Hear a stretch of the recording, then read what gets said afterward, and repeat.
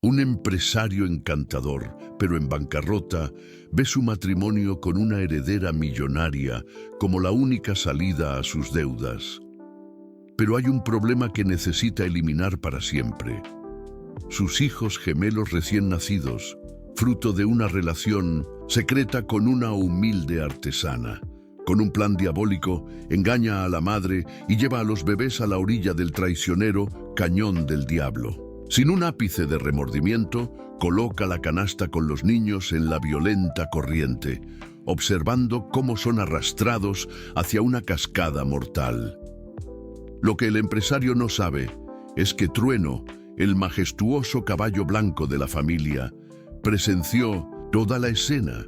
Cuando el hombre cruel se va, creyendo haber resuelto su problema, el caballo emerge del monte y al ver la canasta acercándose al abismo, toma una decisión que desafía todas las leyes de la naturaleza.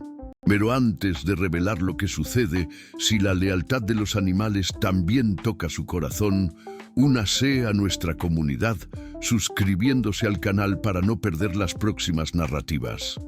Agradecemos su apoyo. Ahora, de vuelta a la historia.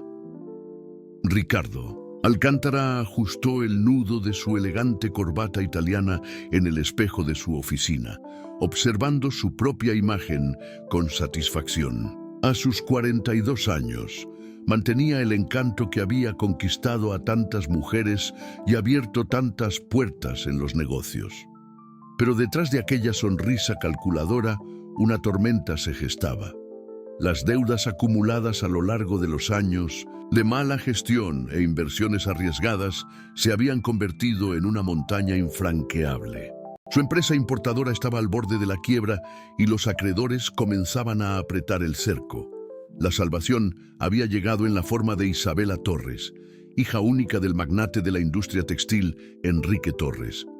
Una mujer dulce, un tanto ingenua, que se había enamorado de la fachada de empresario exitoso que Ricardo había construido tan cuidadosamente. El matrimonio estaba programado para el próximo mes, y con él vendría no solo el perdón de sus deudas, sino también la entrada definitiva a la élite social de la Ciudad de México. Era el golpe perfecto. Solo había un problema: Ana. La joven artesana se había cruzado en su camino 6 meses atrás, durante un viaje de negocios al interior. Ella vendía sus piezas de cerámica en la feria del pueblo, con esa sonrisa genuina que tanto contrastaba con el mundo artificial en el que él vivía. Ricardo la cortejó como hacía con todas las mujeres que despertaban su interés, prometiendo amor eterno y un futuro juntos. Ana, huérfana desde pequeña y criada únicamente por su hermano mayor, había creído cada palabra. Cuando ella anunció el embarazo, Ricardo sintió que el suelo se derrumbaba bajo sus pies. Mantuvo la fachada por unos meses, visitándola esporádicamente, siempre con excusas sobre viajes de trabajo y compromisos ineludibles. Pero cuando los gemelos nacieron hace 3 semanas, la realidad lo golpeó como un puñetazo en el estómago.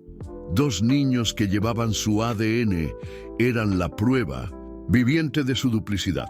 Si Isabela o su familia descubrieran sobre Ana y los bebés, su plan se desmoronaría como un castillo de naipes. Aquella mañana de martes, Ricardo condujo hasta la pequeña casa donde Ana vivía con su hermano, en las afueras del pueblo. Las encontró amamantando a los gemelos en el porche, tarareando una nana. La imagen doméstica le causó náuseas, puso su mejor sonrisa y se acercó. «Mi amor, tengo una noticia maravillosa», dijo, besándole la frente con falsa ternura. «¿Te acuerdas de mi tía Carmen, que vive en Querétaro? Está ansiosa por conocer a los niños y se ofreció a cuidarlos por un tiempo. Tiene una casa enorme, empleadas, todas las comodidades y lujos». Ana dudó. «Pero Ricardo, son muy pequeños aún. Y yo no quiero separarme de ellos». «Es temporal, querida. solo hasta que resuelva algunos problemas financieros. Sabes lo difícil que está la situación y 2 niños... Bueno, necesitamos asegurar lo mejor para ellos.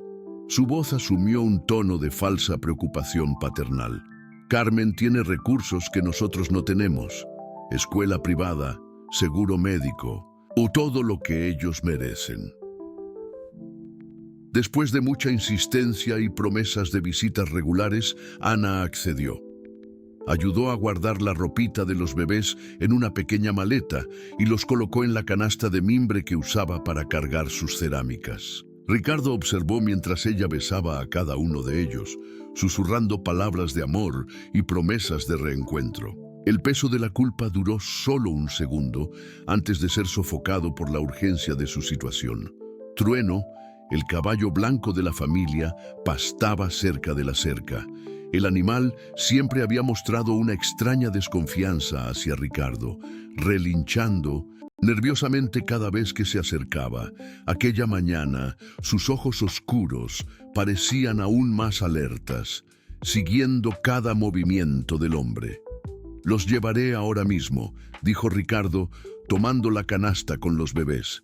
«Cuanto antes, mejor. Carmen está esperando». Ana lo acompañó hasta el coche, un BMW negro que desentonaba completamente con la simplicidad del lugar. «¿Me llamas en cuanto llegues? Quiero asegurarme de que estén bien». «Claro, mi amor, no te preocupes».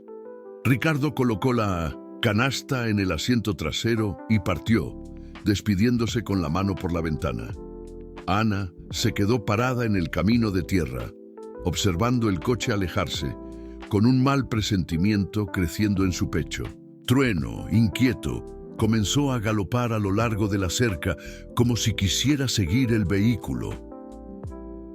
A 20 kilómetros de allí, Ricardo detuvo el coche a la orilla del Cañón del Diablo, un tramo traicionero del río conocido por su corriente violenta que desembocaba en una cascada mortal. El lugar estaba aislado, rodeado de densa vegetación, perfecto para lo que había planeado. Sacó la canasta del asiento trasero y caminó hasta la orilla rocosa. Los bebés dormían plácidamente, ajenos al destino que les aguardaba. «Perdónenme», murmuró sin un ápice de remordimiento genuino en la voz, «pero ustedes no pueden existir». Con un movimiento rápido y decidido, colocó la canasta en el agua. La corriente la atrapó inmediatamente, arrastrándola hacia el abismo.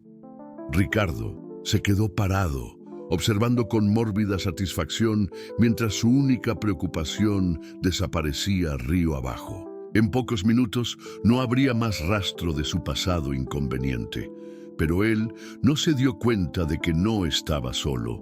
Entre los árboles, Trueno había seguido el coche, galopando por senderos conocidos solo por él. El caballo blanco observó todo, sus ojos inteligentes registrando cada detalle del acto de crueldad que acababa de presenciar.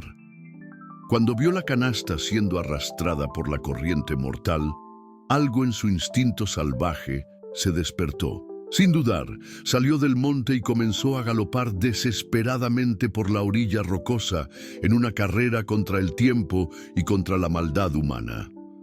Trueno galopaba por la orilla rocosa con una determinación que trascendía su instinto animal. Sus cascos encontraban apoyo en piedras sueltas y raíces expuestas, en una danza desesperada entre la vida y la muerte. La canasta de mimbre se balanceaba violentamente en la corriente, acercándose cada vez más al punto sin retorno, donde el río se lanzaba al abismo de la cascada. El caballo blanco conocía cada centímetro de aquel territorio, había pastado en esas tierras desde potrillo, bebido de esa agua, explorado cada sendero y cada piedra. Ahora toda esa familiaridad se transformaba en su única arma contra el tiempo que se agotaba. Sus músculos se contraían con fuerza sobrehumana mientras él sobrepasaba la canasta en peligro, posicionándose estratégicamente unos metros por delante de ella. En la orilla opuesta, un árbol centenario había sido parcialmente desenraizado por la última creciente. Su tronco grueso pendía sobre el agua, sujeto solo por algunas raíces tercas y por el peso de su propia copa. Trueno había notado aquel árbol inestable semanas atrás, pero solo ahora comprendía su potencial salvador. Con un relincho que resonó entre las piedras, el caballo embistió contra el tronco. El primer impacto hizo temblar el árbol, pero no fue suficiente. Las ramas se balancearon amenazadoramente, liberando una lluvia de hojas en la corriente. Trueno retrocedió unos pasos, sus ojos fijos en la canasta que se acercaba peligrosamente a la caída final. No había tiempo para dudar. El segundo impacto fue devastador. El caballo blanco puso toda su fuerza y peso contra el tronco, ignorando el dolor que se extendió por su pecho y flanco.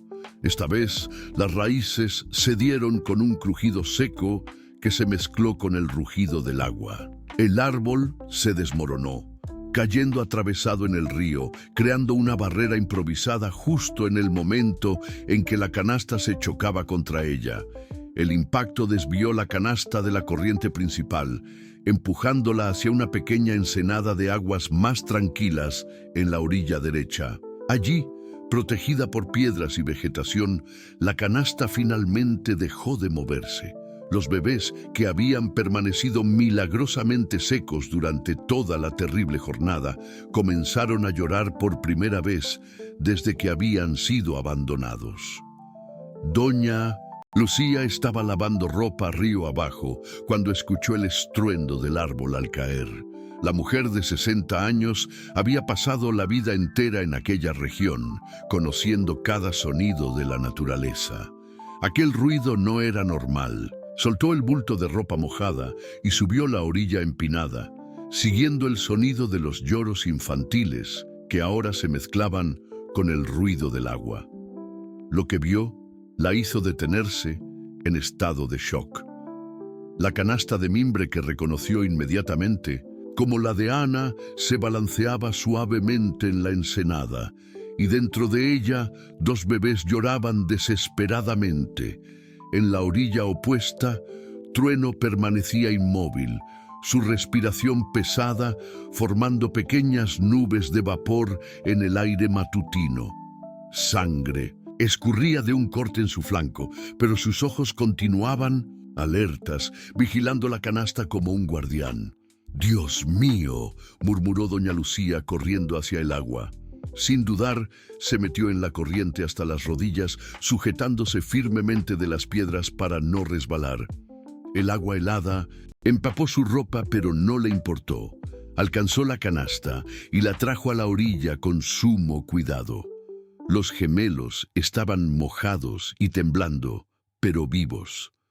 Doña Lucía los envolvió en su chal de lana, presionándolos contra el pecho para calentarlos. Sus ojos se llenaron de lágrimas cuando percibió la dimensión de lo que había sucedido. Conocía a Ana desde niña, sabía de su relación con Ricardo, y ahora veía con claridad la maldad que se escondía detrás de aquella sonrisa encantadora. «Trueno, mi ángel», susurró al caballo que se había acercado a la orilla. «Salvaste a estas criaturas, eres un verdadero héroe». El caballo bajó la cabeza como si comprendiera sus palabras. Doña Lucía podía ver la inteligencia en sus ojos, una conciencia casi humana de lo que acababa de ocurrir. Él había presenciado el acto de crueldad de Ricardo y reaccionado con una valentía que muchos humanos no poseían. Cargando a los bebés en brazos, doña Lucía siguió por el sendero que conocía de memoria hasta llegar a la casa del padre, Francisco. El párroco estaba regando sus flores matutinas cuando ella apareció en su portón, empapada y con 2 niños en brazos. «Padre Francisco», gritó, aún sin aliento por la carrera. «Necesito su ayuda. Algo terrible ha pasado». El padre, un hombre de 70 años con cabellos blancos y ojos bondadosos, inmediatamente abrió los brazos para recibir a los bebés. Su experiencia de décadas lidiando con las tragedias humanas le dijo que aquella situación era más grave de lo que parecía. «Pase, doña Lucía. Primero vamos a cuidar a estos niños. Después me cuenta todo». Dentro de la casa sencilla pero acogedora, improvisaron una cuna con almohadas y mantas. Padre Francisco calentó leche y logró que los bebés se calmaran. Mientras tanto, doña Lucía contó todo lo que había presenciado, desde el momento en que escuchó el árbol caer hasta el rescate en la ensenada. «Ese hombre intentó matar a estos niños», dijo ella, la voz temblorosa de indignación. «Si no hubiera sido por Trueno, estarían muertos ahora». Padre Francisco asintió gravemente. Conocía a Ricardo desde hacía años. Siempre había desconfiado de su naturaleza manipuladora y egoísta, pero esto superaba todo lo que había imaginado posible. «Necesitamos proteger a estos niños», dijo el padre, «y necesitamos reunir a personas en quienes podamos confiar. Santiago necesita saber lo que pasó con sus sobrinos». Doña Lucía estuvo de acuerdo. Santiago siempre había sido un hombre íntegro, trabajador y protector. Él nunca había confiado en Ricardo, siempre alertando a Ana sobre los peligros de involucrarse con un hombre de la gran ciudad. Ahora, su desconfianza se probaría fundamentada de la forma más terrible posible. Mientras los bebés finalmente dormían a salvo, envueltos en mantas limpias y calentados por el cariño de sus nuevos protectores, Trueno permanecía afuera de la casa como un centinela silencioso. Sus heridas ya habían dejado de sangrar, pero él parecía comprender que su misión apenas comenzaba. El mal que había presenciado aún estaba suelto, y él sabía que necesitaría estar listo para proteger a aquellos niños nuevamente. Las primeras horas en casa del padre Francisco, los gemelos parecían dos pequeños náufragos en busca de puerto seguro.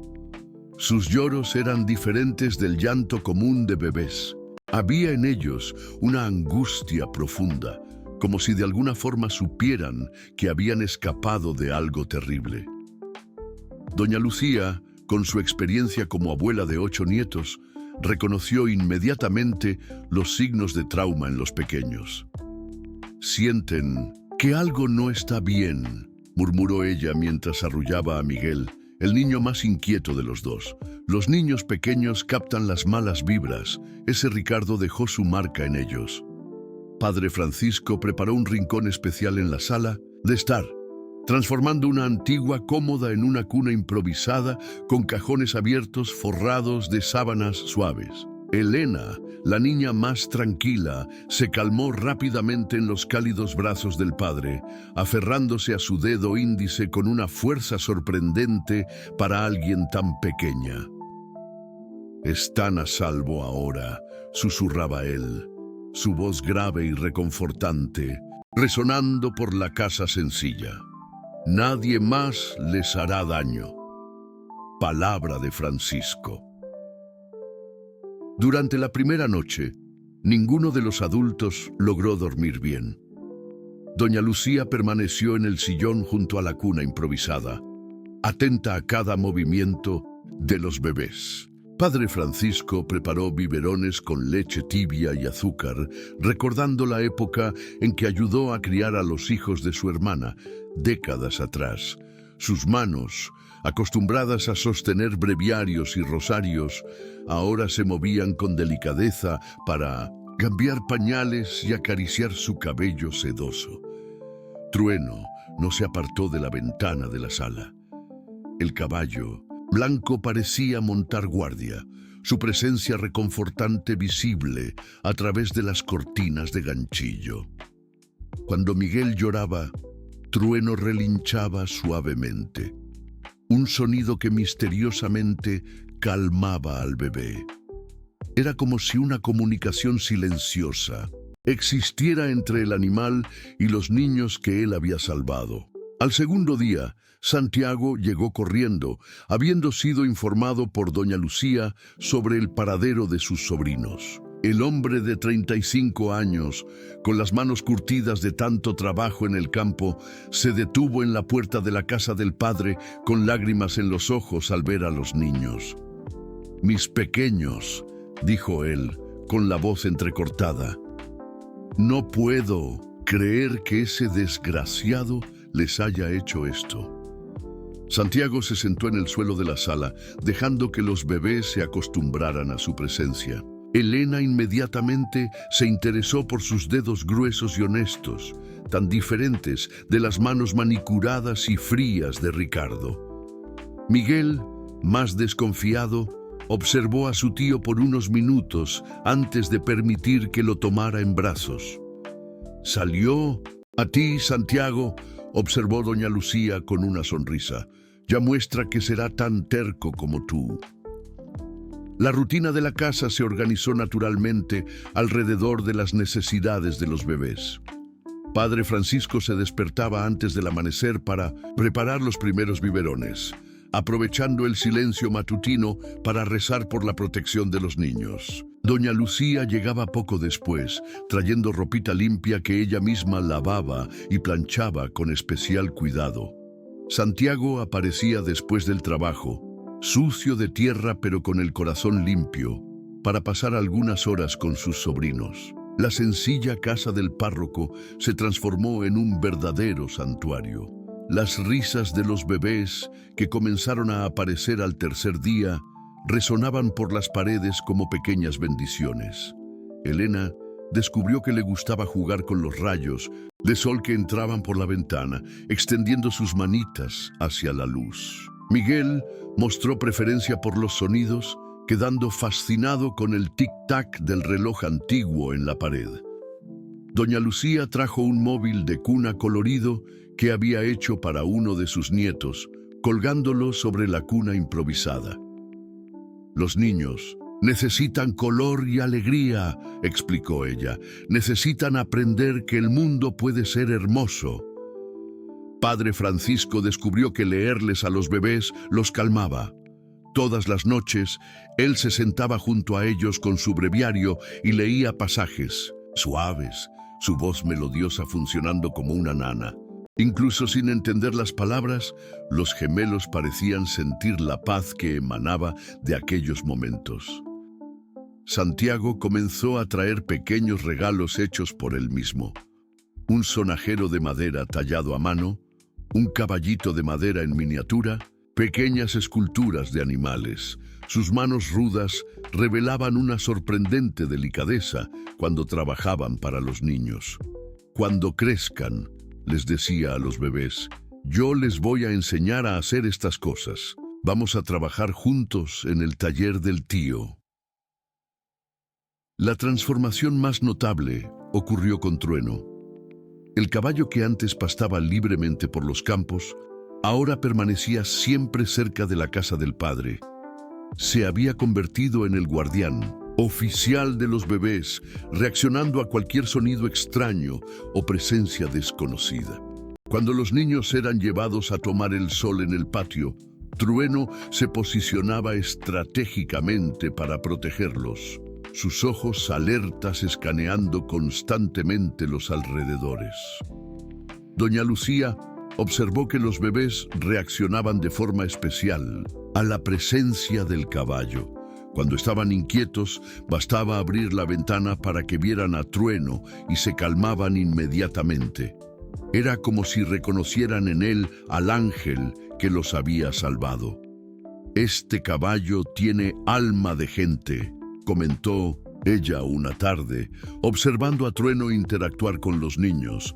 «Él sabe que estos niños son especiales». El padre Francisco estuvo de acuerdo, recordando las escrituras sobre cómo Dios usa a todas las criaturas para manifestar su bondad. Trueno fue el instrumento que Dios usó para salvar estas vidas. Es bendito. Después de una semana, la casa se había convertido en un verdadero hogar. Los bebés ya reconocían las voces de sus cuidadores, sonriendo cuando escuchaban los pasos familiares. Tenían horarios para comer, dormir y jugar.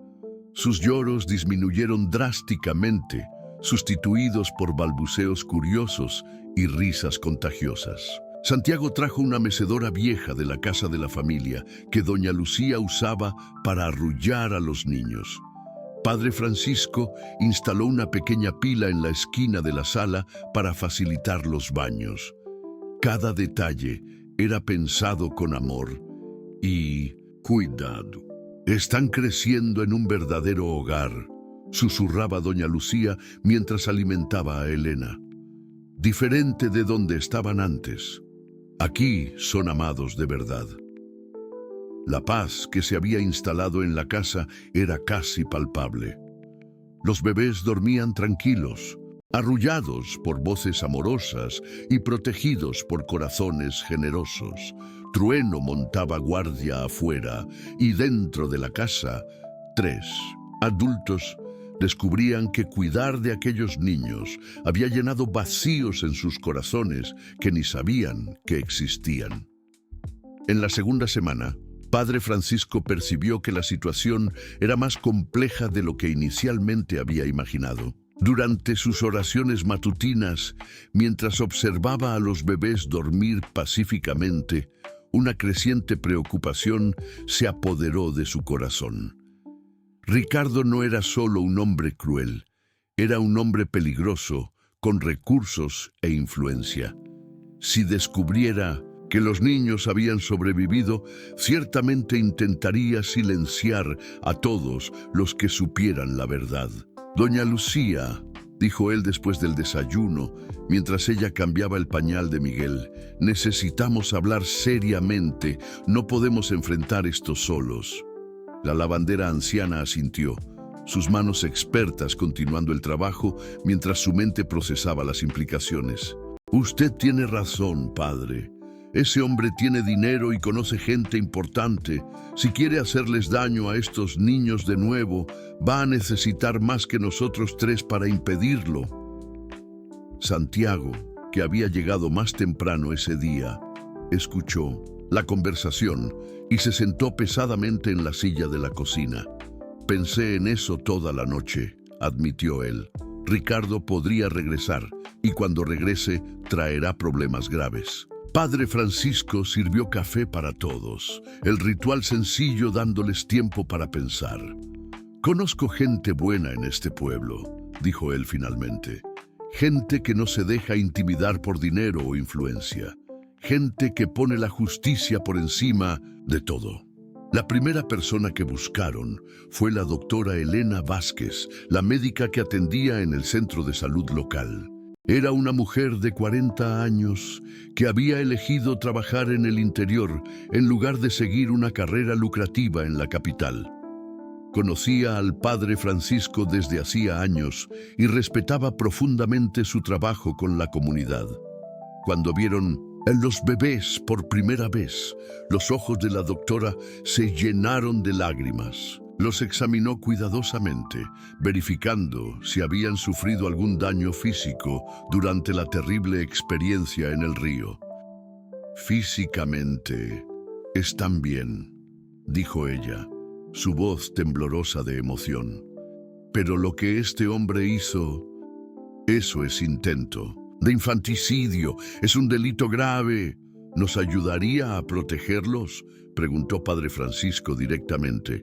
Con mi vida, si es necesario, respondió ella sin dudar. Estos niños necesitan protección médica y legal. Voy a documentar todo lo que me contaron y mantener un registro médico detallado de su estado. La segunda aliada fue encontrada en la escuela primaria local.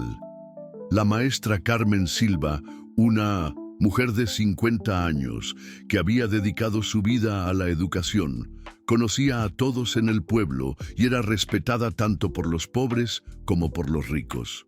Cuando doña Lucía le contó la historia, ella se puso furiosa de rabia. Ese Ricardo siempre me dio mala espina, dijo ella apretando los puños. Cuando visitaba a Ana, yo veía cómo la miraba, como si fuera una cosa, no una persona. Siempre supe que no era de fiar. La maestra Carmen ofreció su casa como un refugio alternativo en caso de que fuera necesario mover a los niños rápidamente. Además, tenía contactos en la presidencia municipal y conocía gente que podría ayudar legalmente. «Voy a conversar con el comandante Marcos», prometió ella. «Es un hombre honesto y no se deja comprar. Si conseguimos pruebas suficientes, podemos arrestar a ese monstruo». El tercer miembro de la alianza fue una sorpresa para todos. Don Antonio, el dueño de la tiendita local, era un hombre callado que rara vez se involucraba en asuntos ajenos. Pero cuando supo de la historia a través de la maestra Carmen, él buscó al padre Francisco espontáneamente. «Padre, tengo cámaras de seguridad en mi tienda», dijo él, jugueteando con su sombrero en las manos. «Filman la calle principal. Si ese Ricardo pasó por aquí el día que abandonó a los niños, debe haber grabación». Verificaron las grabaciones y encontraron exactamente lo que necesitaban. Ricardo pasando por el pueblo en dirección al río, con la hora exacta. Más importante aún, el coche regresaba 1 hora después, viniendo de la misma dirección. «Esto es oro puro», murmuró Santiago observando las imágenes. «Prueba de que fue hasta allá y regresó». Doña Lucía sugirió incluir a don José, el herrero jubilado que vivía cerca del río. Él conoce todos los ruidos de aquella región. Si alguien más escuchó algo aquel día, fue él. Cuando buscaron a don José, descubrieron que sí había notado algo extraño. «Escuché un coche con motor fuerte pasando por la carretera que va al Cañón del Diablo», recordó él. «Me pareció raro, porque nadie va por allá. Después escuché a Trueno relinchando como loco, corriendo por el monte. La red se estaba formando. Cada persona aportó una habilidad específica. La doctora Elena brindaba respaldo médico, la maestra Carmen ofrecía conexiones sociales, don Antonio tenía pruebas en video y don José servía como testigo adicional. Padre Francisco organizó una reunión secreta en su casa una noche de miércoles. Mientras los bebés dormían tranquilamente en la habitación de al lado, los 6 adultos se reunieron alrededor de la mesa de la cocina para trazar un plan. «Necesitamos estar preparados para 3 escenarios», dijo Padre Francisco, asumiendo naturalmente el liderazgo. «Primero, Ricardo puede descubrir que los niños sobrevivieron e intentar recuperarlos. Segundo, puede intentar intimidarnos o sobornarnos. Tercero, puede intentar eliminarnos». La doctora Elena se ofreció a mantener a los bebés bajo su supervisión médica oficial, creando un documento legal que dificultaría cualquier intento de Ricardo de reclamarlos. La maestra Carmen prometió esparcir discretamente la historia por el pueblo, creando una red de vigilancia comunitaria.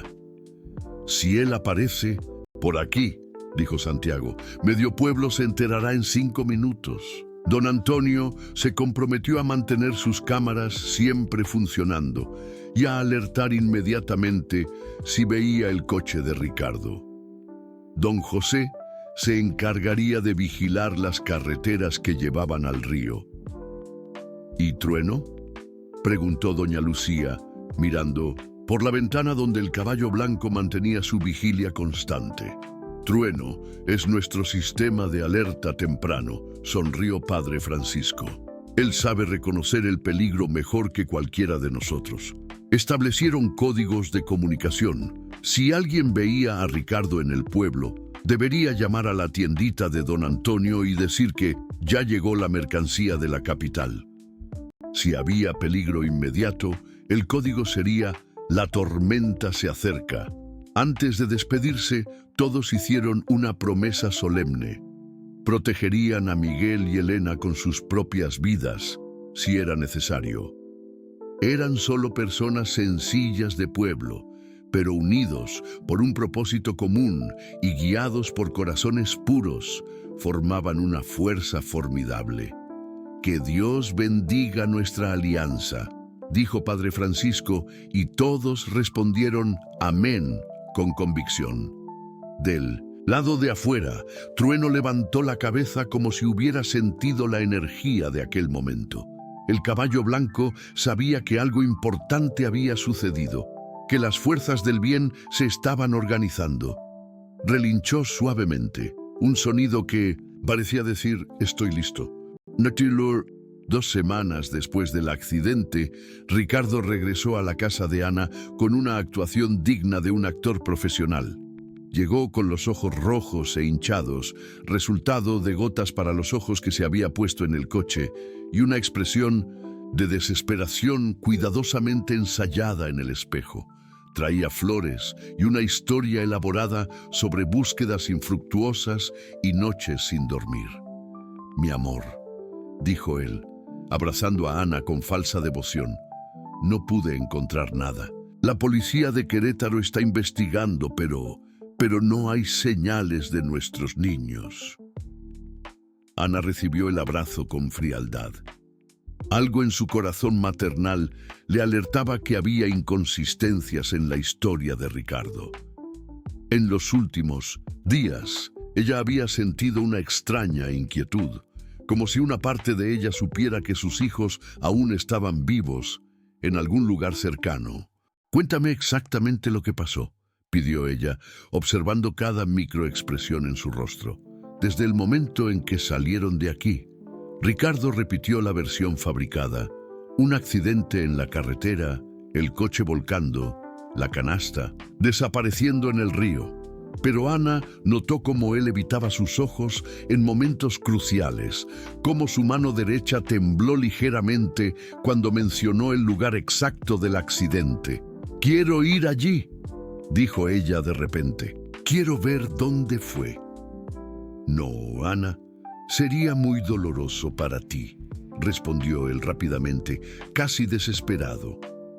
«Deja que la policía trabaje. Yo sigo buscando». Pero Ana ya había tomado su decisión.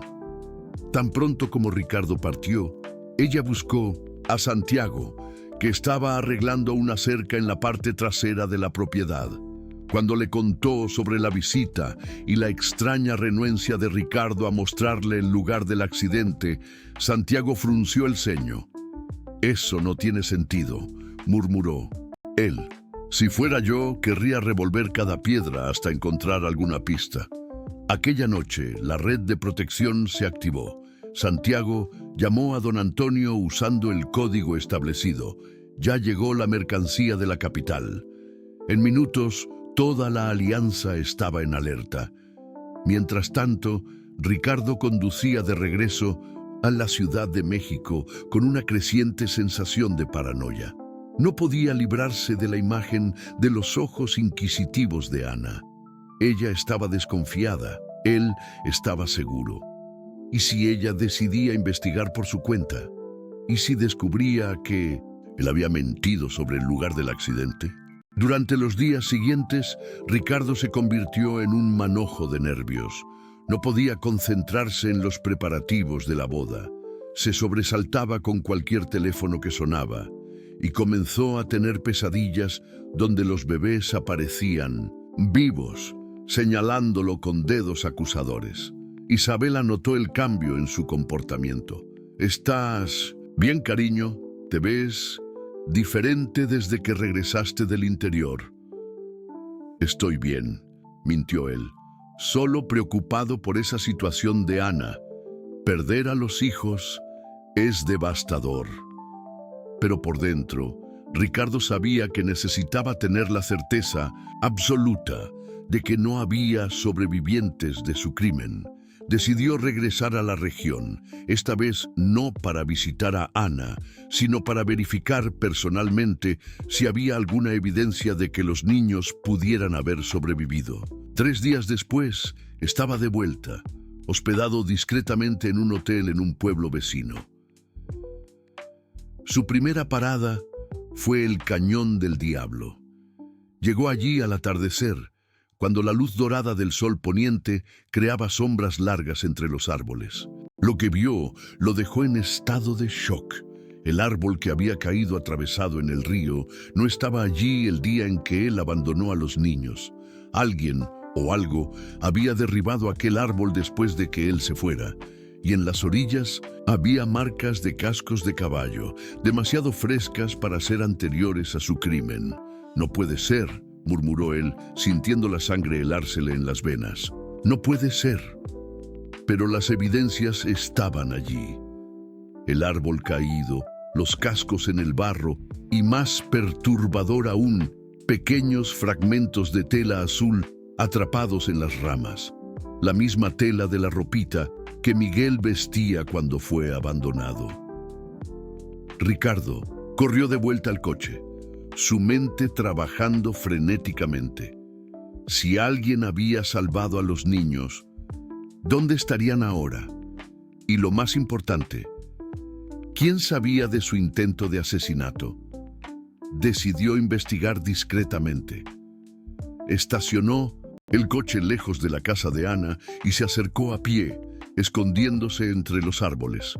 Observó la casa durante horas, pero no vio señales de los bebés. Ana estaba allí, pero parecía diferente, menos abatida de lo que debería estar para una madre que perdió a sus hijos.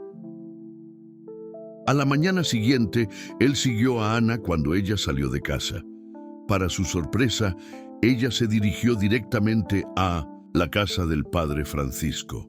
Ricardo se escondió detrás de un árbol y observó a Ana entrar en la casa del párroco. Minutos después, escuchó algo que hizo que su corazón se detuviera.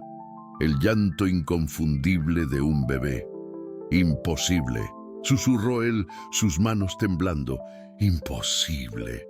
Pero no había duda. Los bebés estaban vivos y escondidos en la casa del padre.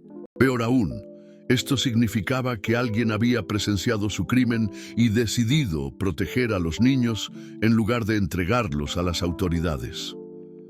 Ricardo regresó al hotel en estado de pánico. Su mente elaboraba escenarios cada vez más paranoicos. ¿Cuántas personas sabían la verdad? ¿Qué planeaban hacer? ¿Iban a chantajearlo? ¿Iban a exponerlo públicamente? Aquella noche llamó a un conocido en la Ciudad de México, un hombre que resolvía problemas para gente rica. «Necesito un favor», dijo él, con la voz ronca. «Algunas personas en el pueblo me están causando problemas. Necesito que ellas desaparezcan». Mientras Ricardo elaboraba sus planes sombríos, Trueno pastaba inquieto en los campos cercanos a la casa del padre.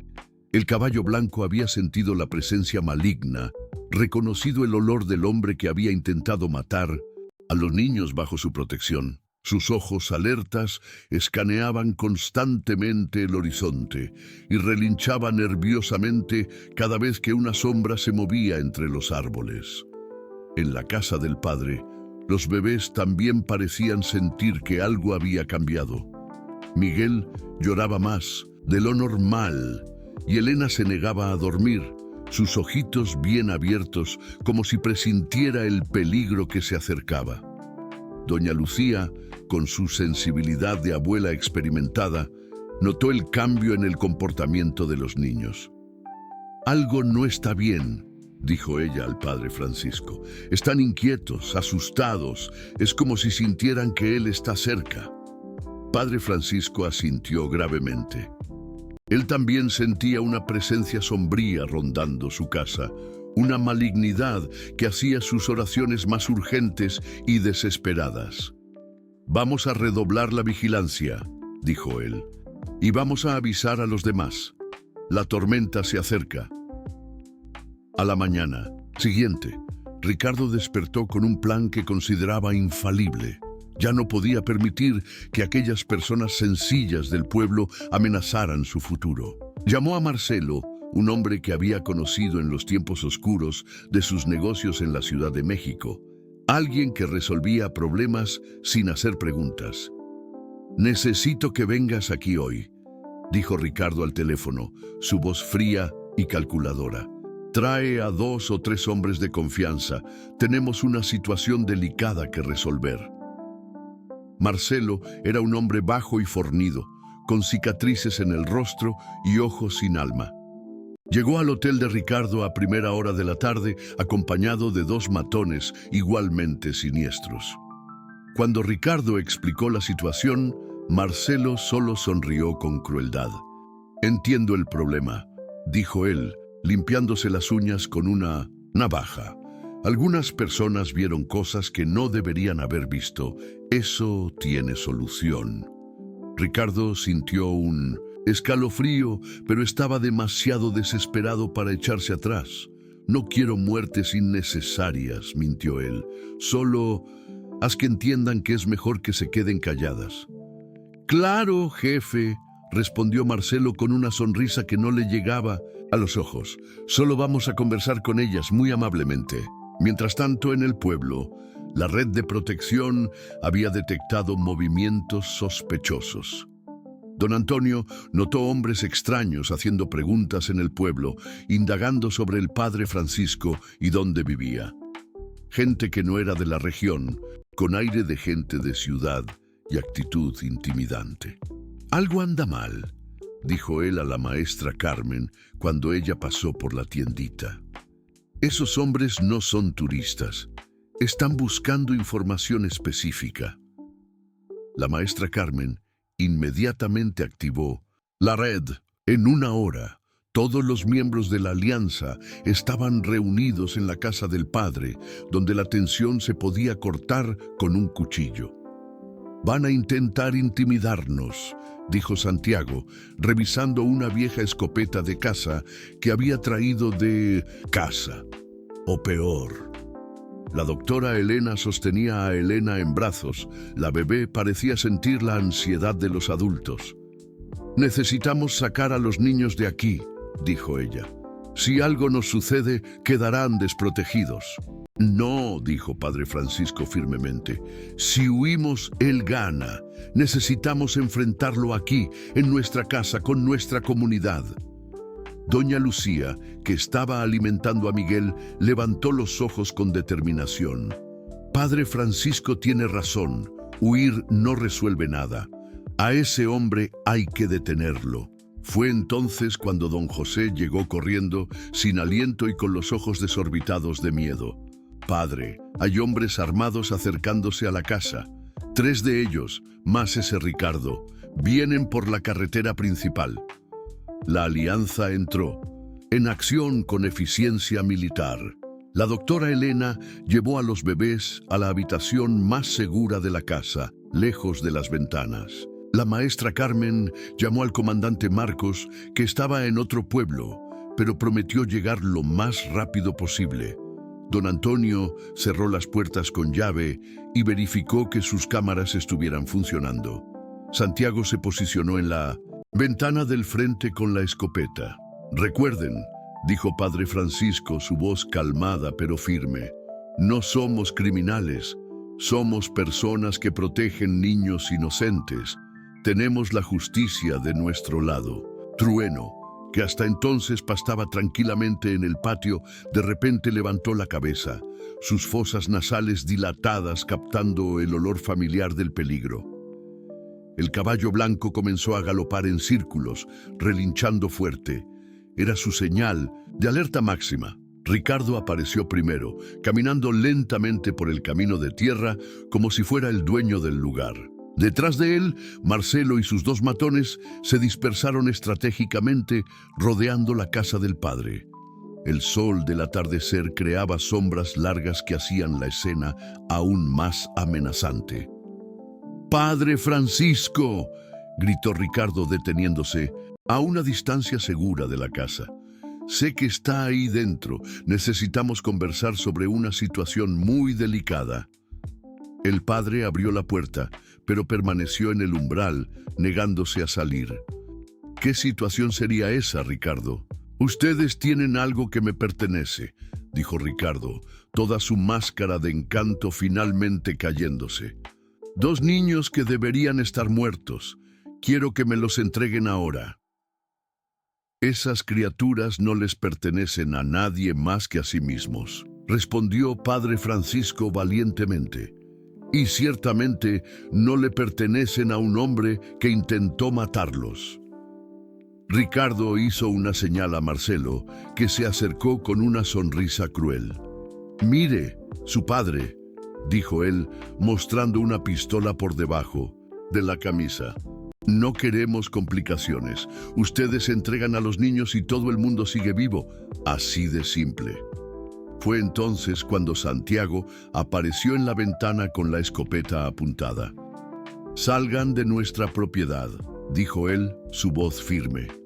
«Ahora». Marcelo rió. «¿Una escopeta vieja contra 3 pistolas? No calculaste bien, ranchero». Pero en aquel momento algo extraordinario sucedió.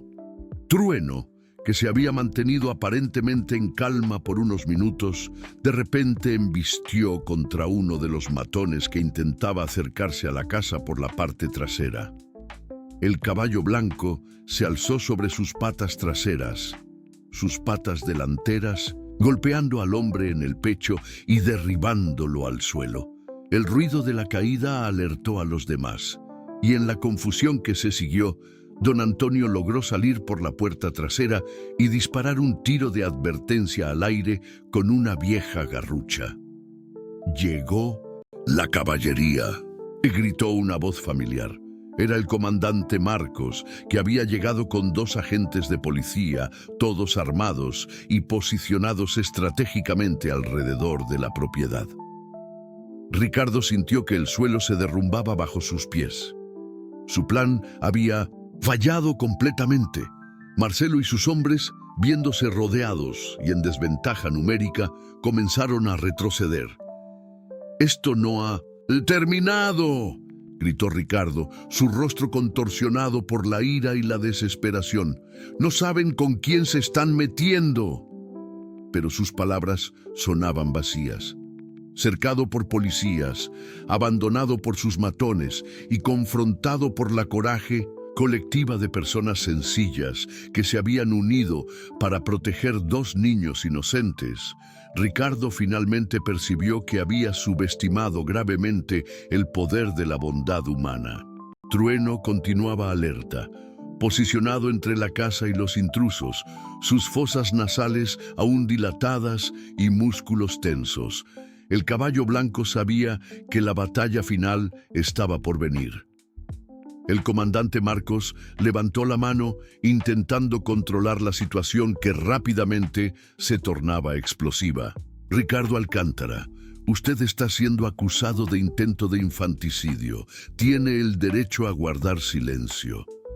Ricardo soltó una carcajada histérica. «¿Intento de infanticidio? ¿Con base en qué? ¿En la palabra de un montón de rancheros ignorantes?» «Con base en pruebas concretas», respondió el comandante, mostrando una carpeta con documentos. «Tenemos grabaciones de cámaras de seguridad, testigos oculares y evidencia física en el lugar del crimen». Marcelo, dándose cuenta de que la situación se estaba saliendo de control, hizo una señal discreta a sus hombres. En cuestión de segundos, los 3 matones sacaron sus armas simultáneamente, creando un impas mortal en el patio de la casa del padre. «¡Que nadie se mueva!», gritó Marcelo, apuntando su pistola directamente al padre Francisco. «Ustedes, policías, suelten las armas ahora, o el padre se nos hace santo más rápido de lo que esperan». El comandante Marcos dudó, evaluando rápidamente la situación. 3 criminales armados, civiles inocentes en medio del fuego cruzado y 2 niños indefensos dentro de la casa. Cualquier movimiento en falso podría resultar en masacre. «Calma, gente», dijo él, bajando lentamente su arma. «Vamos a conversar. Nadie necesita salir lastimado». Ricardo aprovechó la duda para recuperar el control de la situación. «Muy bien», dijo él, su voz asumiendo nuevamente el tono autoritario de empresario acostumbrado a mandar. «Ahora van a hacer exactamente lo que yo diga. Primero, quiero que traigan a los niños aquí». «Jamás», respondió padre Francisco, aún con un arma apuntada a su cabeza. «Esas criaturas están bajo la protección de Dios». «¿Dios?», rió Ricardo amargamente. ¿Dónde estaba su Dios cuando los arrojé al río? ¿Dónde estaba cuando deberían haberse ahogado? Doña Lucía, que estaba en la ventana de la cocina, no pudo contener su indignación. ¡Monstruo! ¿Cómo puedes hablar así de tus propios hijos? ¡Hijos!, gritó Ricardo, su máscara de cordura finalmente cayendo por completo. Esas criaturas no son hijos, son obstáculos, estorbos para mi futuro. Deberían haber muerto en ese río. Sus palabras confesaron públicamente el crimen, pero Ricardo estaba tan trastornado que no se daba cuenta de lo que había dicho. Marcelo lo miró con una mezcla de asco y preocupación. Trabajar para locos siempre era complicado. Dentro de la casa, la doctora Elena abrazaba a los bebés con fuerza, susurrando oraciones mientras intentaba mantenerlos calmados. Miguel y Elena parecían sentir la tensión, sus pequeños cuerpos temblando, incluso acunados en los brazos protectores de la médica. Santiago, aún posicionado en la ventana con la escopeta, buscaba una oportunidad para disparar sin poner a los demás en riesgo. Pero los matones estaban bien posicionados, usando a los miembros de la alianza como escudos humanos. «Tienen 10 segundos para traer a los niños», dijo Marcelo, presionando el cañón de la pistola contra la sien del padre. «O empezamos a matar uno por uno». Fue entonces cuando Trueno, que había permanecido relativamente quieto en los últimos minutos, comenzó a mostrar signos de extrema agitación. El caballo blanco olfateaba el aire insistentemente, sus orejas girando hacia el monte que rodeaba la propiedad. Don Antonio, con su experiencia de décadas viviendo en el campo, notó el comportamiento extraño del animal. «Trueno está sintiendo algo», murmuró él a don José. «Algo se acerca». Lo que ellos no sabían era que la maestra Carmen había logrado alertar no solo al comandante, sino también a varias personas del pueblo: campesinos, comerciantes, trabajadores rurales. Todos se estaban acercando silenciosamente a la propiedad del padre, armados con herramientas agrícolas, escopetas de caza y principalmente la determinación de proteger a esas criaturas. «5 segundos», gritó Marcelo, su paciencia agotándose. En aquel momento de tensión extrema, Trueno de repente se encabritó, relinchando con una fuerza que hizo que todos se sobresaltaran. El caballo había detectado la aproximación de los refuerzos y su agitación sirvió como señal para la alianza. «¡Ahora!», gritó Santiago, y todo sucedió simultáneamente. El joven disparó su escopeta contra uno de los matones, que cayó gritando y sujetándose el hombro. Don Antonio disparó su garrucha al aire, creando confusión. Padre Francisco se lanzó a un lado, escapando de la mira de Marcelo por centímetros. Pero fue Trueno quien tuvo la intervención más espectacular. Viendo a Ricardo Alcántara intentar correr hacia la casa para tomar a los niños, el caballo blanco galopó directamente contra él. Sus patas delanteras golpearon al hombre en el pecho, derribándolo violentamente al suelo. Ricardo Alcántara intentó levantarse, pero Trueno se posicionó sobre él, sus 4 patas plantadas alrededor del cuerpo del hombre, efectivamente aprisionándolo. El caballo bajó la cabeza, sus ojos furiosos fijos en los ojos aterrorizados de Ricardo Alcántara. «¡Quiten a este caballo de encima de mí!», gritó Ricardo Alcántara, intentando arrastrarse para salir de la prisión natural. Marcelo intentó disparar a Trueno, pero el comandante Marcos aprovechó la distracción para atacarlo. Los 2 hombres rodaron en el suelo, luchando por el control del arma. En aquel momento, las personas del pueblo comenzaron a emerger del monte. Eran decenas de ellos, hombres y mujeres sencillos pero determinados, todos unidos por un propósito común: proteger a esas criaturas inocentes. «¡Suelten las armas!», gritó uno de los campesinos, apuntando una escopeta al matón que aún estaba de pie. ¡Están rodeados!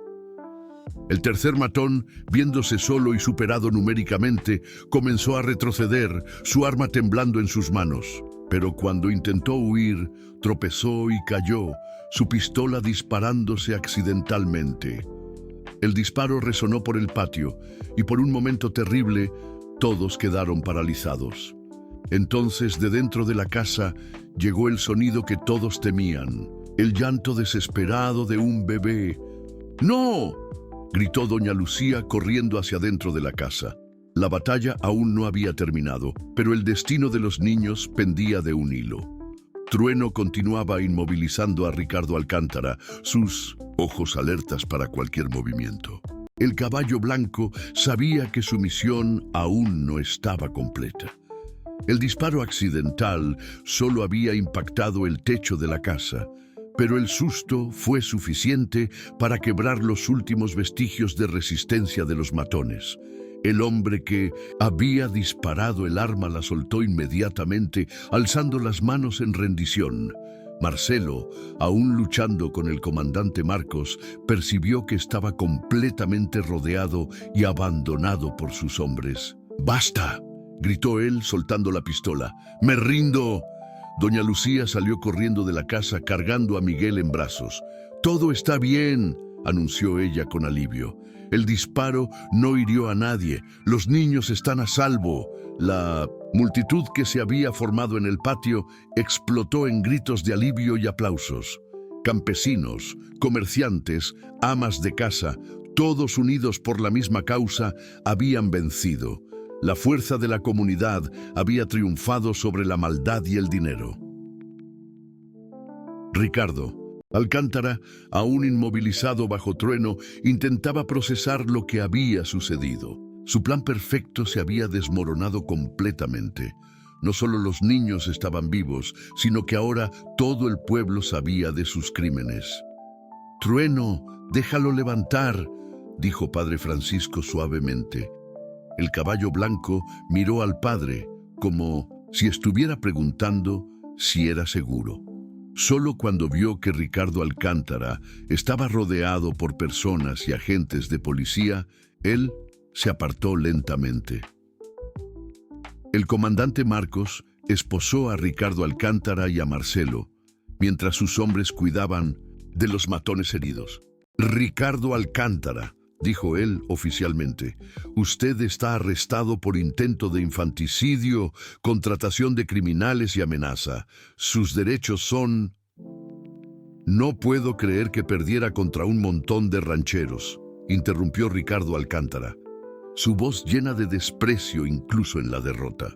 «Ustedes no saben con quién se están metiendo. Tengo abogados, tengo dinero, tengo influencia». «Tenía», corrigió la maestra Carmen, acercándose con una sonrisa, «porque su prometida ya fue informada sobre todo. Isabela Torres llamó hace una hora, dijo que la boda está cancelada y que la familia ya no quiere ningún contacto con usted». El rostro de Ricardo Alcántara palideció. Su última esperanza de salvación había desaparecido. No puede ser», murmuró él. «Sí puede», dijo Santiago acercándose con Ana, que había llegado corriendo al escuchar los disparos. «Y hay más. Las autoridades ya están investigando sus negocios. Parece que intento de infanticidio no es el único delito que usted cometió». Anche miró a Ricardo Alcántara con una mezcla de asco y lástima. «¿Cómo pude enamorarme de un monstruo como tú?», preguntó ella. «¿Cómo pude creer que amabas a nuestras criaturas?». «¿Nuestras criaturas?», respondió Ricardo Alcántara con amargura. «Nunca fueron nuestras criaturas. Fueron solo un error que intenté corregir». Sus palabras sellaron definitivamente su destino. Incluso sus propios abogados tendrían dificultad en defenderlo después de una confesión tan pública y cruel. Mientras Ricardo Alcántara era llevado al coche de la policía, la comunidad se reunió alrededor de Padre Francisco, doña Lucía, Santiago y Ana. La doctora Elena salió de la casa cargando a Elena, que había dormido durante todo el enfrentamiento. «Estas criaturas necesitan una familia», dijo Padre Francisco mirando a Ana. «Una familia de verdad, llena de amor». Ana tomó a Elena en brazos y después extendió la mano hacia Miguel, que doña Lucía sostenía. «Ustedes son mis bebés», susurró ella, lágrimas de alegría escurriendo por su rostro. «Nada ni nadie los separará de mí nuevamente». «Y ustedes no estarán solos», dijo Santiago, colocando la mano en el hombro de su hermana.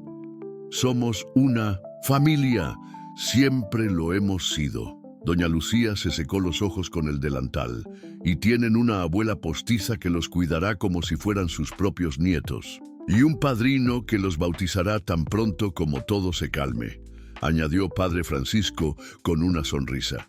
Y una doctora que seguirá cada paso de su crecimiento, dijo la doctora Elena. Y una maestra que les enseñará las primeras letras, completó la maestra Carmen. La alianza que se había formado para proteger a los niños se había transformado en una familia extendida, unida por lazos más fuertes que la sangre, el amor y la solidaridad. Trueno se acercó al grupo, su misión finalmente cumplida. Ana extendió la mano para acariciar el hocico del caballo blanco. «Gracias», susurró ella.